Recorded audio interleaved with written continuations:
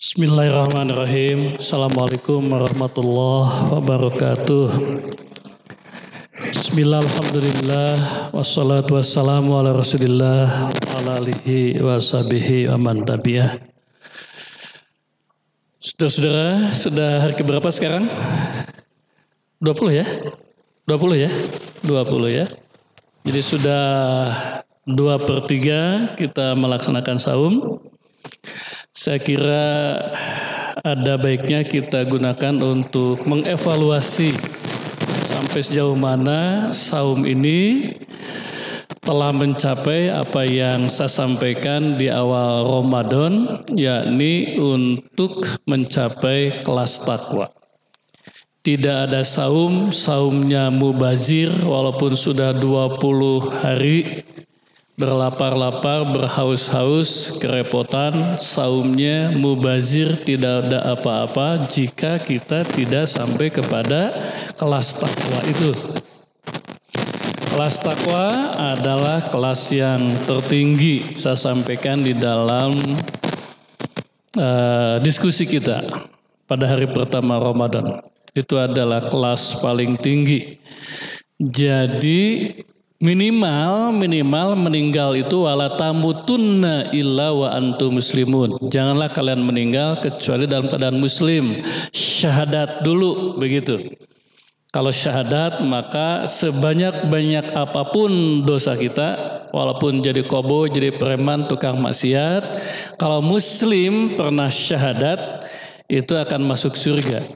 Tapi tentu kita tidak mau ya, kita meninggal minimum hanya menjadi seorang muslim, hanya boleh masuk surga. Surga itu jutaan kelasnya, ya kita tidak mau hanya kelasnya RSSS gitu ya. Nah, surga Jannatun Naim, surga Firdaus, surga tertinggi itu bagi orang takwa. Tapi saya katakan kemarin, orang takwa itu bukan hanya fil akhirati hasanah, bukan hanya mendapatkan kebahagiaan, kesuksesan, ketentraman, kemakmuran di akhirat saja. Orang takwa itu adalah juga fid dunya hasanah, seperti yang kita inginkan. Doa kita, Rabbana atina fid dunya hasanah wa fil akhirati hasanah. Tidak ada kata fid dunya hasanah wa fil akhirati hasanah tanpa kelas takwa. Dan kelas takwa saya katakan dulu dicapai antara lain dengan Ramadan ini. Semua ibadah yang ditetapkan dalam Islam, bapak-bapak, ibu-ibu, semua adalah tangga, semua adalah media pelatihan, semua adalah media training untuk sampai kepada kelas tertinggi itu, takwa. Dan di antara ribuan ibadah itu ada ibadah khusus mencapai takwa, la'allakum tattaqun, yakni saum Ramadan. Nah, ada 5 akhlak yang dulu karena tidak boleh berpanjang-panjang pada waktu tausiah yang pertama di masjid ini, ada 5 karakter takwa yang harus jadi dengan didikan saum Ramadan, dengan tarawih Ramadan, dengan ibadah Ramadan itu. Nah, jika ini tercapai maka jadi orang takwa, maka jadi kekasih Allah. Allah berikan segalanya bagi orang takwa itu. Apa yang pertama? Dengan iman itu, insya Allah Pak ya, kita saum karena iman kan Pak ya. Tanpa ada iman tentu kita tidak mau diperintah oleh Allah untuk saum berlapar-lapar. Nah, takwa itu dengan iman itu pertama bapak-bapak adalah membangun karakter as-sabirin, orang yang sabar. Apa yang sabar itu adalah wanahan nafsa anil hawa, yakni menahan hawa nafsu. Nafsu harta yang berlebihan jadi celaka. Nafsu ingin jabatan yang berlebihan jadi celaka. Nafsu seksual yang berlebihan jadi celaka. Segala yang berlebihan dari nafsu itu akan membuat celaka.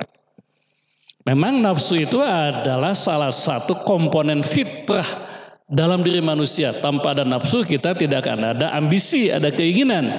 Tapi jika itu berlebihan, maka banyak orang yang kemudian celaka. Inna nafsa la'ammarotum bisu'i. Hawa nafsu itu jika tidak dilatih dengan saum bisa mengarahkan orang kepada kesesatan.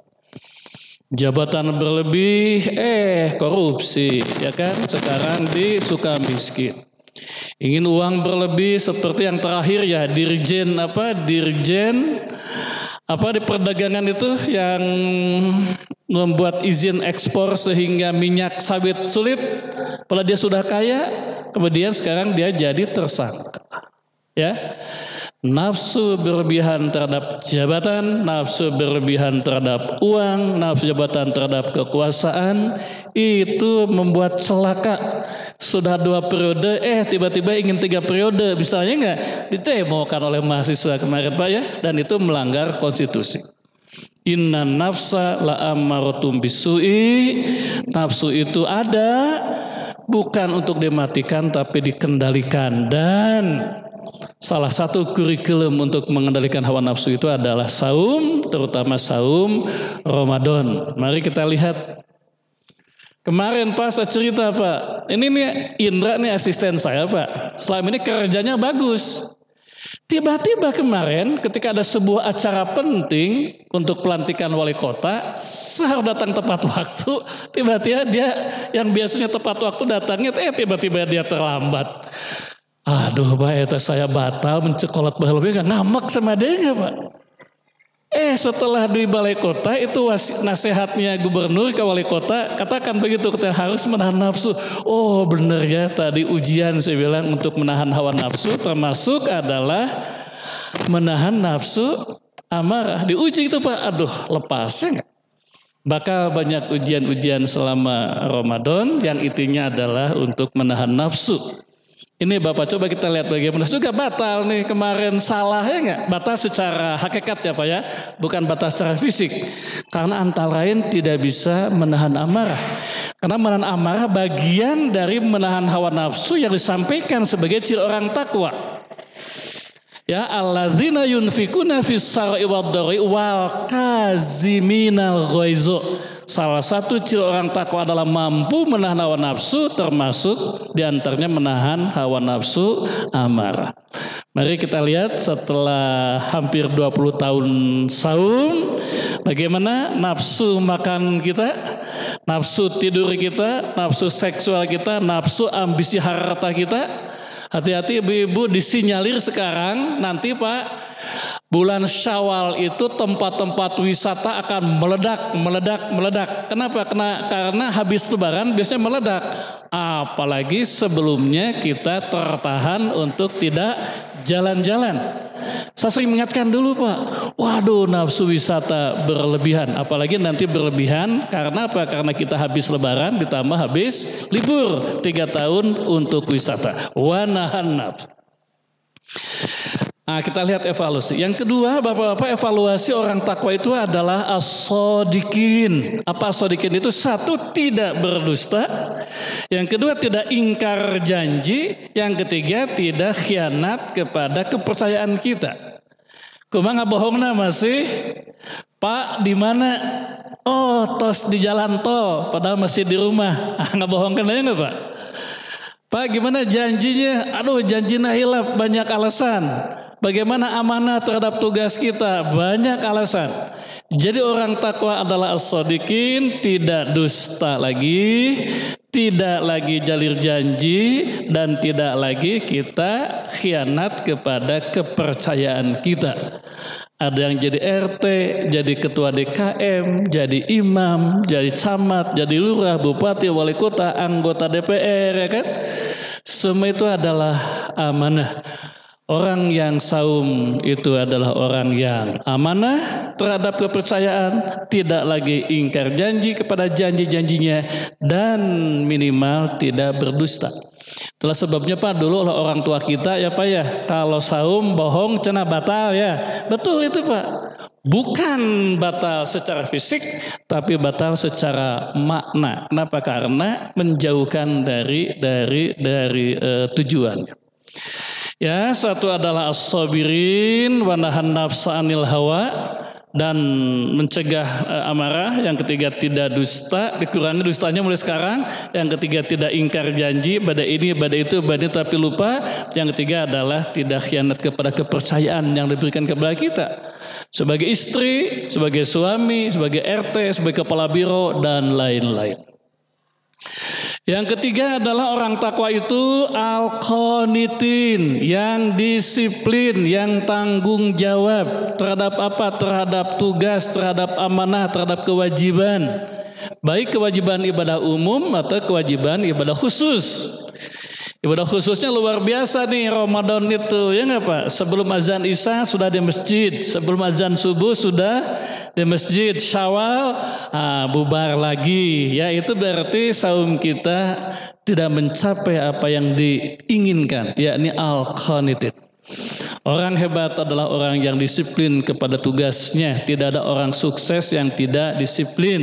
Nah, kita punya keterikatan hukum-hukum Allah yang langsung atau hukum-hukum Allah yang diterapkan melalui pimpinan kita di kantor, di sekolah, di tempat kerja.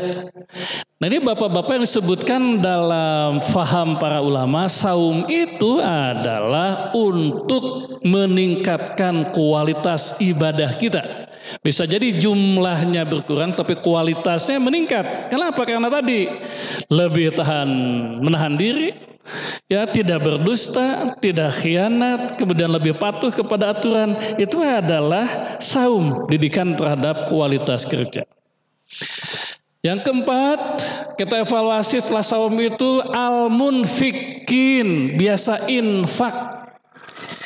Bapak-bapak, kalau zakat itu biasa-biasa saja. Kenapa? Karena itu adalah kewajiban standar begitu zakat, ya kan, sampai nisab bayar. Bagaimana orang takwa? Orang takwa adalah kata Al-Qur'an alladzina yunfikuna fis-sarai wad-dharai. Ini hebatnya orang takwa. Infak sedekah baik dalam keadaan lapang atau dalam keadaan sempit. Kita mau sedekah, datang orang, aduh punten, mun kamari mah awal bulan nuju ya artos. Sering itu kan Pak, aduh hanjakal ya, aduh saya pingin, coba kemarin yang minta itu kemarin pada uang. Tante gitu Pak orang takwa mah, dia tetap memberi dalam keadaan lapang atau dalam keadaan sempit. Habis tidak uangnya, mangga cek survei, ada tidak orang yang jadi sengsara karena zakat, infak, sedekah? Tidak ada Pak, tidak ada. Hanya nafsu kita aja yang sering menahan kita untuk zakat, infak, sedekah, apalagi dalam keadaan sulit, ya nggak Pak? Yuk marilah bismillah, ini bukan Ustadz Mansur nih, bismillah lah. Ya, jika kita dalam keadaan sulit, ada orang yang datang, sedekahkan, jangan lewat saya, sedekahkan langsung. Sok Pak, percaya kepada Allah, Allah pasti akan menggantinya. Nah, keimanan itu Pak yang kurang itu. Seperti disebutkan dalam Al-Quran, masalul ladzina yunfikuna amwalahum, orang-orang yang infak di jalan Allah, kazar'in, seperti satu biji tumbuh 7, tumbuh 100 Pak, 1 rupiah jadi 700 begitu ya. Pak, mana ayat tebang yang memberikan bunga 700 kali lipat atau 70.000%? Ayat nggak ada ya nggak Pak? Sekarang deposito musim sekarang paling berapa? 3%. Ini Pak 700 kali lipat atau 70%. Kata siapa? Kata Allah. Persantet ke Allah. Masa tidak percaya, ya kan? Tapi kita masih ragu. Jangankan dalam keadaan sempit, dalam keadaan lapang pun kita masih ragu. Lebih baik disimpan atau dibelanjakan. Mari dengan didikan saum kita tingkatkan kualitas takwa kita. Infak baik lapang dalam keadaan sedikit, antara lain percaya kepada jaminan Allah. Pak, kita nyumbang infak 1.000, 700.000 Pak. Di mana dibalasnya? Nah ini Pak yang jangan salah. Dibalasnya bukan hanya nanti di akhirat kok, sepanjang hidup kita. Kapan dibayarnya? Jika kita perlu. Anak ingin sekolah, perlu uang, ada. Di mana eta teh Pak? Dari tabungan infak itu. Anak pingin modal usaha, tidak ada uang, kita usaha, Allah memberikan rezekinya dari mana? Itu Pak, dari tabungan yang 700 kali lipat itu. Jadi sebetulnya zakat, infak, sodako itu kata Allah bukan untuk aku sudah kaya, tapi ada halnya tabungan kita di bank untuk kita. Kapan? Di akhirat dan di dunia. Kapan? Ketika kita sedang memerlukannya. Nah, seperti halnya kita mau berlapar-lapar puasa, mari kita juga mau dan yakin untuk bukan berlapar-lapar, tapi berberat-berat lah begitu. Berberat-berat zakat, infak, sodako. Insya Allah tidak akan hilang, tidak akan hangus. Akan jadi kapan? Jika engkau memerlukannya. Alhamdulillah kan ibu-ibu Ramadan ya, berbuka berbagi terus, buka bersama, sodako bersama, bagus terus ini kan. Termasuk yang dalam keadaan lapang, dalam keadaan sempit juga, mari. Saya memaklumi, kita melalui musim Covid ini berat sekali mendapat uang.